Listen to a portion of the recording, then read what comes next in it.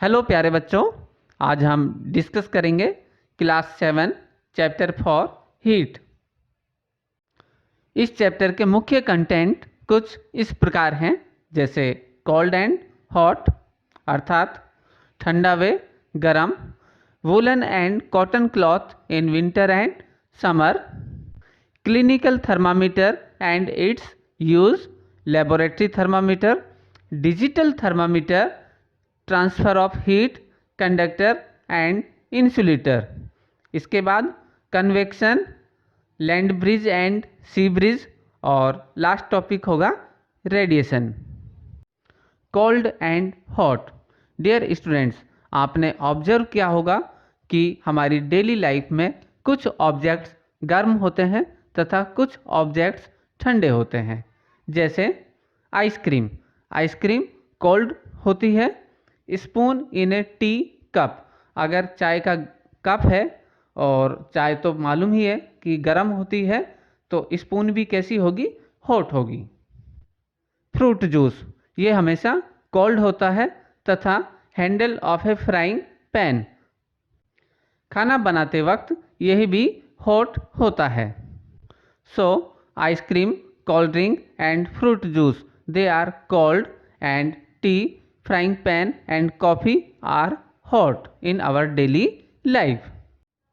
Dear learners, जैसा कि हमें मालूम है कि हम विंटर और समर दोनों में ही अलग अलग तरह के कपड़े यूज़ करते हैं। जैसे विंटर में हम वूलन क्लॉथ यूज़ करते हैं, क्योंकि वूलन क्लॉथ आपने ऑब्जर्व किया होगा कि ये डार्क कलर के होते हैं तथा इन क्लॉथ्स के फाइबर के बीच में एयर भरी हुई होती है। यह air poor conductor of heat होती है तथा यह हीट को हमारी बॉडी से बाहर कोल्ड एनवायरनमेंट में जाने नहीं देती है।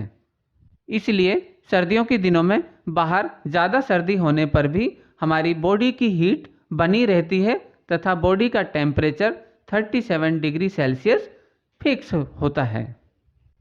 जबकि गर्मियों के दिनों में हमारी बॉडी का टेम्परेचर सेम 37 डिग्री सेल्सियस होता है, जबकि बाहर का टेम्परेचर 37 से ज़्यादा होता है। इसीलिए हम गर्मियों के दिनों में कॉटन क्लॉथ्स पहनते हैं, क्योंकि ये हीट को रिफ्लेक्ट करते हैं, जबकि वूलन क्लॉथ हीट को एब्जॉर्ब करते हैं। और समर सीजन में कॉटन क्लॉथ्स हमें कूलनेस फीलिंग प्रोवाइड कराते हैं। टेम्परेचर एंड थर्मामीटर, आपने बहुत सारे टीवी चैनल्स, न्यूज़पेपर्स या आसपास की सोसाइटी में सुना होगा कि आज इतना टेम्परेचर है और आज टेम्परेचर कम हो गया और आज टेम्परेचर ज़्यादा बढ़ गया है। अतः temperature, it is a physical property of matter that quantitatively express as hot और कोल्ड। यह किसी मैटर की फिजिकल प्रॉपर्टी है जिसे हम क्वांटिटिवली मेजर करते हैं कि ऑब्जेक्ट हॉट है या फिर cold. And temperature is measured by thermometer. जिस थर्मामीटर से ह्यूमन बॉडी का टेम्परेचर चेक किया जाता है उसे क्लिनिकल थर्मामीटर कहा जाता है। और क्लिनिकल थर्मामीटर की रेंज होती है 35 degree Celsius to 42 degree Celsius. अतः 35 से कम तथा 42 डिग्री सेल्सियस से ज़्यादा के टेम्परेचर को क्लिनिकल थर्मामीटर मेजर नहीं कर पाता है। आप देख सकते हैं क्लिनिकल थर्मामीटर, इसमें एक लॉन्ग, नैरो व यूनिफॉर्म ग्लास ट्यूब होती है तथा इसके एंड पर मरकरी भरा होता है। मरकरी एक मेटल है जो कि नॉर्मल टेम्परेचर पर लिक्विड स्टेट में पाया जाता है। इस थर्मामीटर को ध्यान से देखने पर हमें पता चलता है कि क्लिनिकल थर्मामीटर में टेम्परेचर ऑब्जर्व करने के लिए दो स्केल होते हैं। एक स्केल होता है सेल्सियस तथा दूसरा स्केल होता है फ़ारेनहाइट स्केल।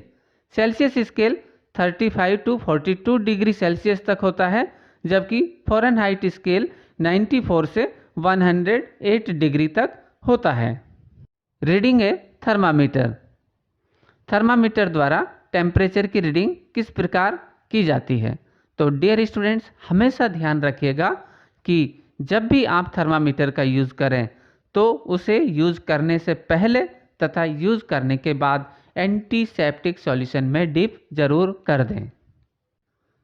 यूज़ करने से पहले हमें मरकरी लेवल, जो कि अभी हमने बताया कि मरकरी इसके बल्ब में भरा हुआ होता है, तो इसे थोड़ा सा झटक कर इसके टेम्परेचर को 35 डिग्री सेल्सियस से कम कर देते हैं तथा इसके बल्ब को टंग जीभ के नीचे 1 मिनट तक रखते हैं, जिससे कि ये बॉडी टेम्परेचर को रीड कर लें। इसके बाद थर्मामीटर को हम हॉरिजॉन्टली पकड़ते हैं, लेकिन याद रहे कि इसका बल्ब, मरकरी बल्ब, वो दूसरी तरफ होना चाहिए। रीड करते वक्त इसके बिगर मार्क वो 1 डिग्री को रिप्रेजेंट करते हैं तथा 2 बिगर मार्क के बीच में छोटे छोटे से 5 डिवीजन्स होते हैं और एक डिवीजन 0.2 डिग्री सेल्सियस को रिप्रेजेंट करता है। थर्मामीटर से रीडिंग हमें हॉरिजॉन्टली मेजर करनी चाहिए और नॉर्मल कंडीशंस में हमारे शरीर का टेम्परेचर 37 या 98.6 डिग्री फ़ारेनहाइट होता है। और हमेशा ध्यान रखिएगा कि हमारी बॉडी का टेम्परेचर फिक्स 37 डिग्री बहुत कम ही ऑब्जर्व हम लोग कर पाते हैं।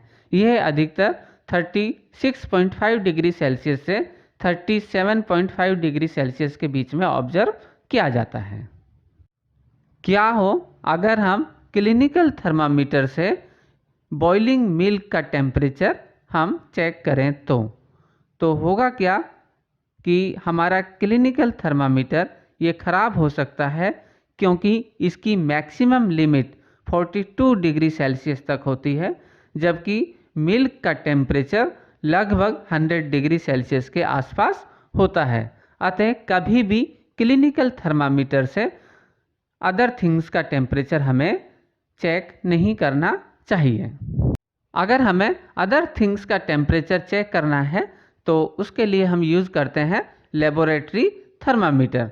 मार्केट में इसकी कॉस्ट बहुत कम होती है, आप चाहें तो इसे परचेज भी कर सकते हैं।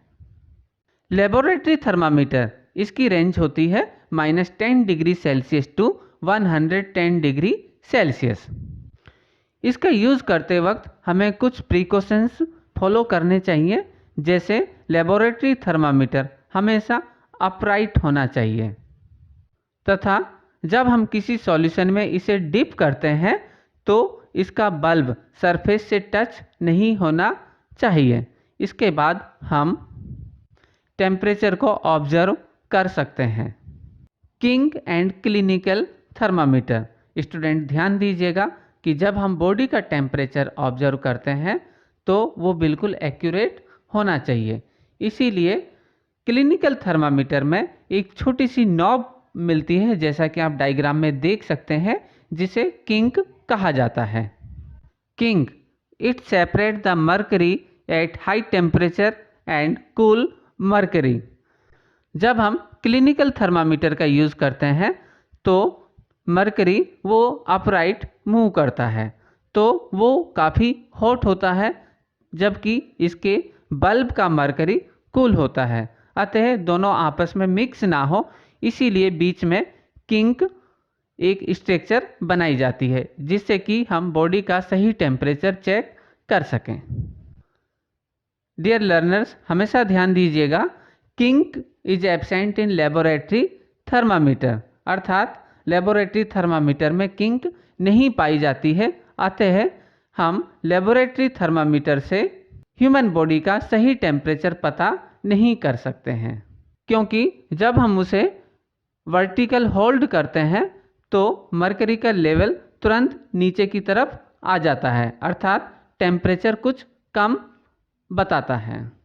Dear learners, mercury based thermometer जैसे क्लिनिकल थर्मामीटर तथा लेबोरेटरी थर्मामीटर, इन्हें इन्वेंट किया था डेनियल फ़ारेनहाइट ने।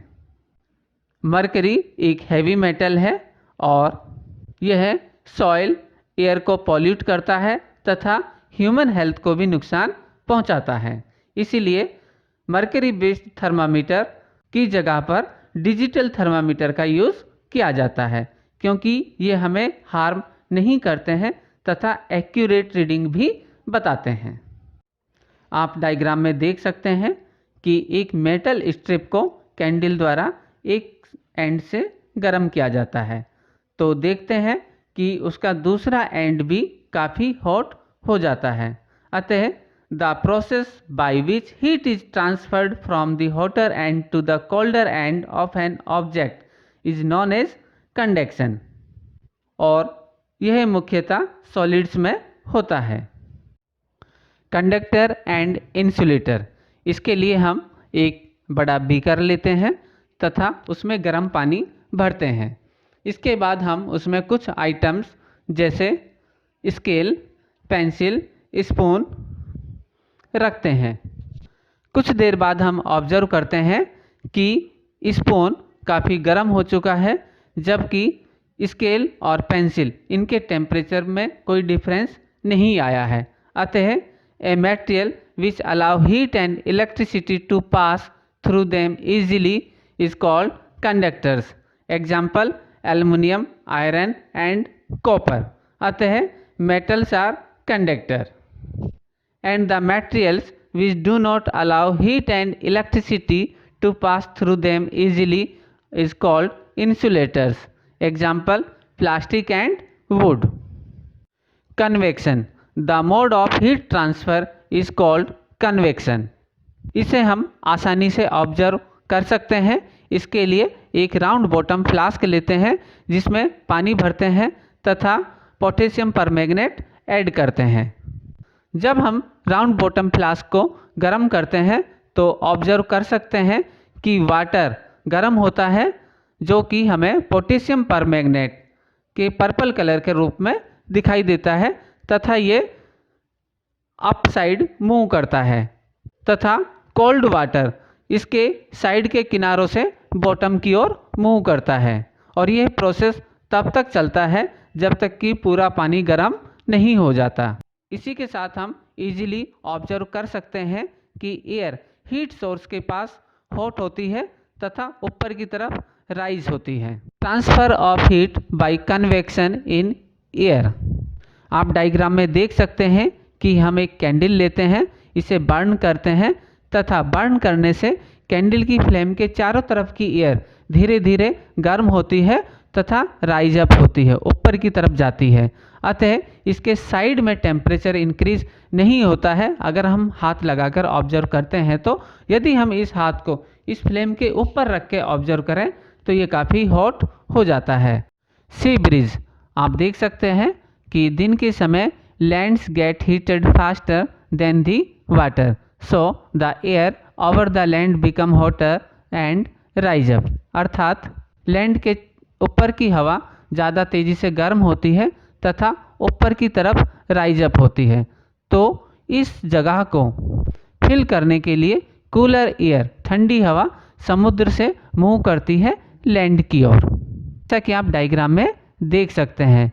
The air from the sea is called sea bridge.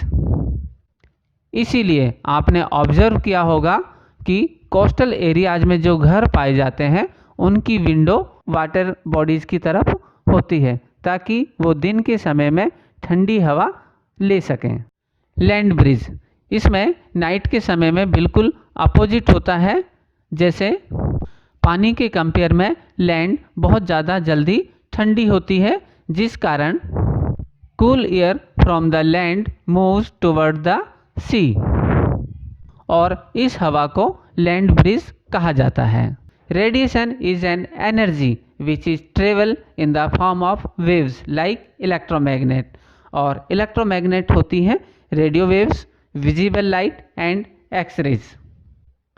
अगर हम सीधे शब्दों में कहें तो सन से हमारे पास जो हीट आती है इसी प्रोसेस को रेडिएशन कहा जाता है, और इस प्रोसेस के लिए किसी मीडियम की कोई ज़रूरत नहीं होती है।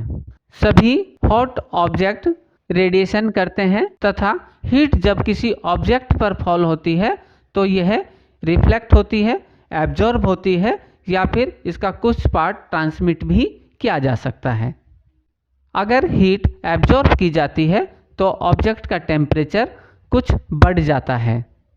इसीलिए विंटर के दिनों में हम वूलन क्लॉथ्स का यूज़ करते हैं, जिससे कि टेम्परेचर इंक्रीज़ हो जाए और ये हमें कोल्ड से भी प्रोटेक्ट करते हैं।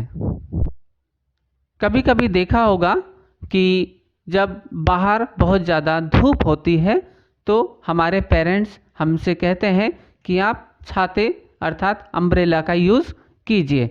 इसका मुख्य कारण यह है कि जो हीट डायरेक्टली हमारे पास पहुंचती है उसको कट कर दिया जाता है अम्ब्रेला द्वारा, और जो हीट हम ऑब्जर्व करने वाले होते हैं वो हीट ऑलरेडी ऑब्जर्व कर ली जाती है अम्ब्रेला द्वारा।